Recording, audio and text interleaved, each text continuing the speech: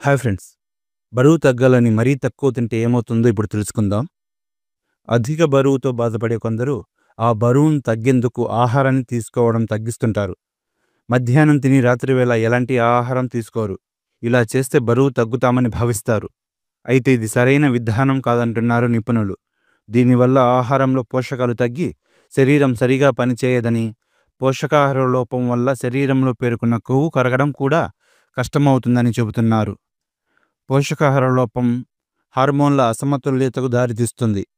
ఈ హార్మోన్లలో అసమతుల్యత ఆకలిని పెంచి మరింత ఎక్కువ తినేలా ప్రేరేపిస్తుంది. కఠినమైన డైటింగ్ మానసికంగా ఒత్తిడిని కలిగిస్తుంది. ఇది కార్టిసాల్ అనే హార్మోన్ ఉత్పత్తిని పెంచుతుంది. ఈ కార్టిసాల్ అనేది బెల్లీ ఫ్యాట్ పెరగడానికి కారణమవుతుంది. బరువు తగ్గాలనుకునేవారు నిపుణుల సలహా మేరకు పోషకాలతో కూడిన ఆహారాన్ని తీసుకుంటేనే బరువు తగ్గాలి.